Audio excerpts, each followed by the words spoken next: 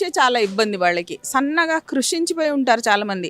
And ఆర్మీలో పనిచేసిన వాళ్ళు, సైంటిస్టులు, టీచర్లు, డాక్టర్లు, అంత రెస్పెక్టబుల్ సర్వీస్ చేసిన వాళ్ళు అనమాట.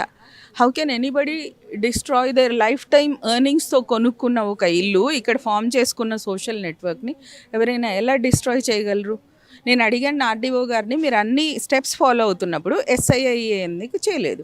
ఎస్ఐఐ మాకు ఎగ్జంప్షన్ ఇచ్చారు అని. ఎగ్జంప్షన్ మీకు వర్తించదు అంటే మా కేసులో వర్తించదు, మీరు చేయాల్సిందే ఎస్ఐఐ అని చెప్పాను. అదొకటి, లిస్ట్ ఆఫ్ ఓనర్స్ ఇవ్వట్లేదు. ఇంకోటి, వాళ్ళు రిక్విజిషన్ ఆఫీసర్కి ఒక రిక్వెస్ట్ లెటర్ పంపించాలి. అప్పుడు ఆయనకి హక్కు వస్తుంది అక్విజిషన్ చేసుకోవడానికి, అంటే అధికారికంగా. ఆ కాపీ ఒకటి నాకు ఇవ్వండి అంటే, మీ పేరేంటి అంటే శశిరేఖ మానే, నేను అడ్వకేట్ని అని చెప్తే, I will give it to you madam అని అన్నాడు. నేను ఆయన రూమ్ దగ్గరికి వెళ్ళేసరికి ఆయన లేనే లేడు. ఇప్పుడు ఆర్టీఐలో వేసి ఆ కాపీ తీసుకోవాలి, which is necessary for us to have. అయితే ఇప్పటికీ మా బిల్డింగ్లో సాహిల్ అనే అబ్బాయి చాలామంది ఆర్టీఐ వేశారు, 4 క్వశ్చన్స్ వేశారు, దేనికి కూడా ఆన్సర్ రాలేదు. కానీ దాని ఫర్దర్ ప్రొసీజర్ వాళ్ళకి తెలీదు, వాళ్ళు లీగల్ పీపుల్ కాదు కాబట్టి. నన్ను అడిగితే నేను చెప్తాను, ఇంకా ఆర్టీఐ నుంచి ఆన్సర్ రాకపోతే ఏం చేయాలి? కంపల్సరీగా 15 డేస్లో జవాబు ఇవ్వాల్సిందే ఆర్టీఐలో, అవునా? అది మీకు తెలుసు. మీరు ఇల్లులో నష్టం చేయకుండా ఏ ప్రాజెక్ట్ చేయండి, మీకు ఎవరు ఆపరు. మీరు ఏం చేయాలన్నా మీరు చేయండి. మా ట్యాక్సులు తీసుకొని మా ఇల్లులో మీరు ప్రొటెక్ట్ చేయాలి, కానీ మా ఇల్లులే తీసుకుంటే ఎలా? ఆ ట్యాక్సులు కూడా తీసుకుంటారు, ఇల్లులు కూడా తీసుకుంటారు. మరి మేము ఎక్కడికి వెళ్ళాలి? ఇలాంటి గవర్నమెంట్ ఉంటే ఎలా? మా అపార్ట్మెంట్ని జీరో వాల్యూ చేస్తున్నారు. మీ జీరో వాల్యూ అయ్యేదాకా మేము ఆపుతాం, మేము చూస్తాము. మీ జీరో వాల్యూ కూడా అవుతుంది ఒక్కరోజు. మీ అపార్ట్మెంట్ బఫర్ జోన్లో లేదు, అది కూడా చెప్పాలనుకుంటున్నా. బఫర్ జోన్ ఫుల్, అసలు మూసి రెయిన్స్ వస్తే మూసి మొత్తం ఫ్లడ్ అయిపోతుంది. ఒకసారి మూసి చూపియండి. ఇన్ని రోజులు జూన్, జూలై, ఆగస్ట్, ఇప్పుడు ఆగస్ట్ నడుస్తుంది, ఫుల్ రెయిన్స్ వచ్చాయి. ఒకసారి మూసి వెనక చూపియండి వీడియో, ఎక్కడున్నాయి నీళ్ళు? మా అపార్ట్మెంట్ మొత్తం ఫ్లడ్ అయిపోతుంది అని చెప్తున్నారు కదా, అందుకే తీసుకుంటారు. బఫర్ జోన్ 50 మీటర్ చేయాలి, 100 మీటర్ చేయాలి, మీకు ఎంత కావాలంటే అంత చేయండి, మీ గవర్నమెంట్ ఉందని కదా. ఒకసారి చూపియండి, ఒకసారి నీళ్ళు ఎక్కడ వెళ్తున్నాయో, అసలు కొంచెం నీళ్ళు కూడా లేవు అక్కడ. మళ్ళీ 50 మీటర్ బఫర్ జోన్ కావాలి మీకు. ఏమంటే అది మీ గవర్నమెంట్ ఉందని ఏది కావాలి? అసలు మీకు కావాలి ఈ ప్లేస్, గాంధీ సరోవర్ ప్రాజెక్ట్, ఏ ప్రాజెక్ట్ మీరు తీసుకోండి, ఎక్కడ కావాలంటే తీసుకోండి. ఏ అపార్ట్మెంట్ మీరు తీసుకోవద్దు. అన్నీ ప్రొటెక్ట్ చేయాలి, మీ గవర్నమెంట్ ఉంది, మీరు మా పబ్లిక్ని ప్రొటెక్ట్ చేయాలి. వాళ్ళ ఇల్లుల్ని, వాళ్ళ లివింగ్ని ఇంకా స్టాండర్డ్ పెరగాలి, కానీ ఇలాంటివి మీరు చేయొద్దు. उनको कुछ बनाना नहीं है, इनकम पैसा चाहिए, पैसा खाना है. अब जा रहे हैं ना, फिर पैसा मिलेगा नहीं. ये ऐसी जगह है, यहाँ से सोना डायमंड उगलेगा, इसलिए उसको यही जगह चाहिए. और ये जगह हम देने वाले नहीं है, सीधा नहीं बोलता है. कोई प्रोजेक्ट तैयार नहीं है, कुछ नहीं है, खाली हम लोगों को डरा रहा है, हमको निकालने की कोशिश कर रहा है. उसको यहाँ से पैसा बनाना है, अपना पेट भरना है. ऐसा करेगा तो दोबारा आएगा नहीं, ना आने देंगे हम लोग उसको, ये समझ लेना वो.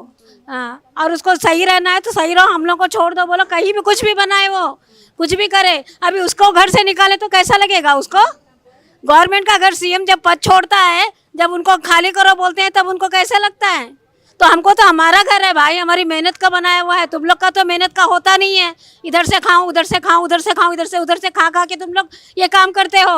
कोई भी हो, जहाँ कुर्सी मिलती है वहाँ पैसे के चक्कर में रहते हैं, समझे? ये पैसे के लिए कर रहे हैं वो.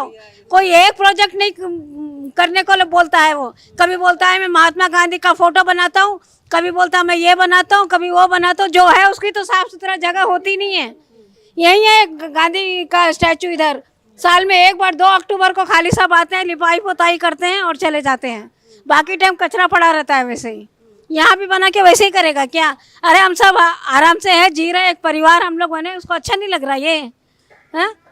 हम नहीं छोड़ेंगे, हमारा घर है, हम नहीं छोड़ेंगे.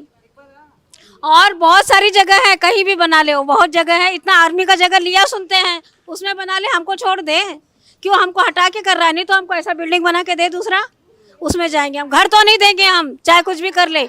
ये सही है, हम खाली बोलना बोल के नहीं है, हम सही बता रहे हैं. ये हमारी जान दे देंगे मगर ये नहीं देंगे. लोग देश के लिए क्या क्या नहीं किया उन लोगों ने, हम अपने अपार्टमेंट के लिए नहीं करेंगे, ज़रूर करेंगे. अपनी जान दे देंगे हम लोग, मगर अपार्टमेंट नहीं देंगे.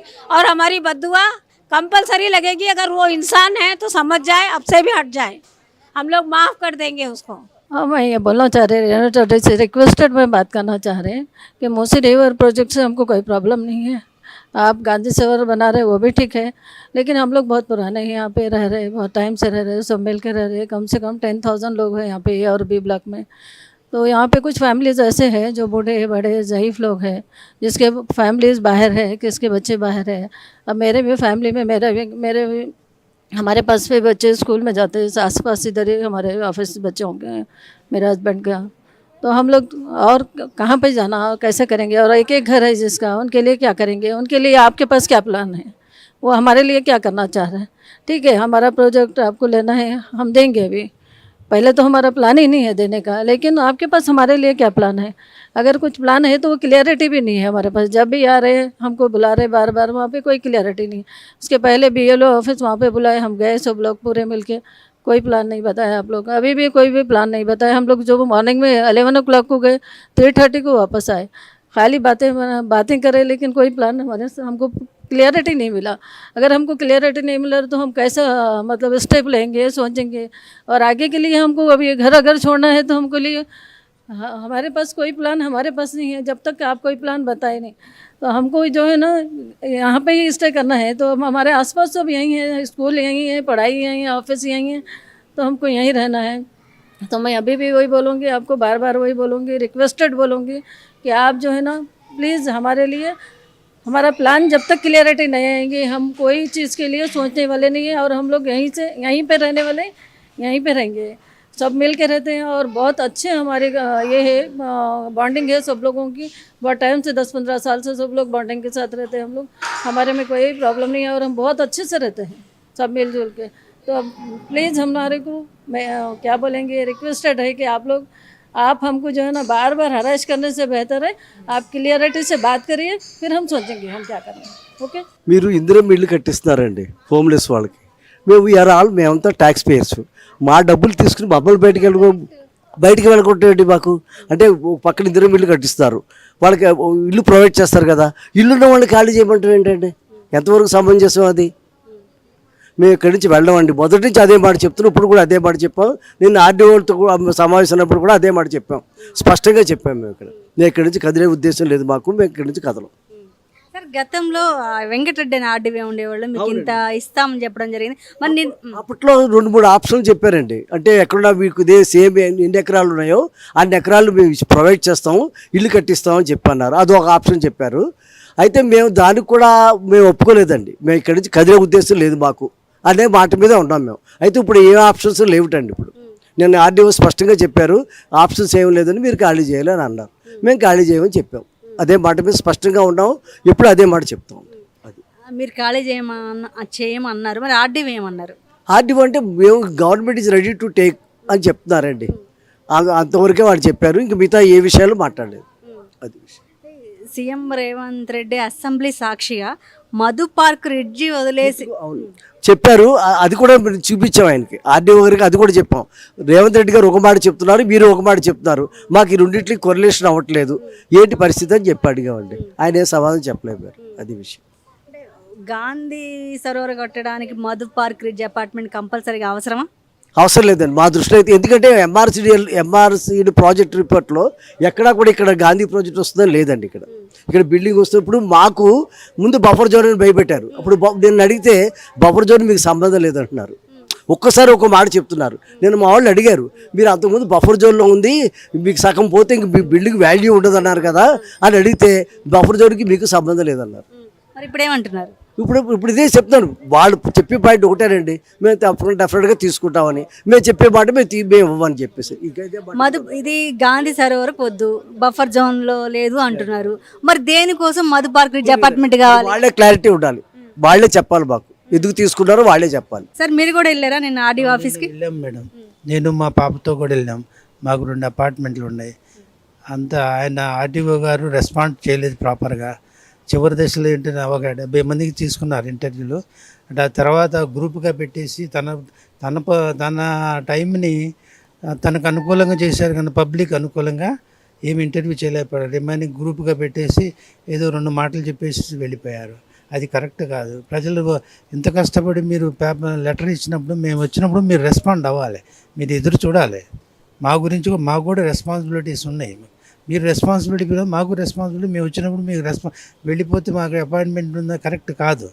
ఇంత వయసు వచ్చి ఈ వయసులో మాకు ఇంత టెన్షన్ ఈ గవర్నమెంట్ మీ ద్వారా చేస్తుందంటే ఇది కరెక్ట్ కాదు.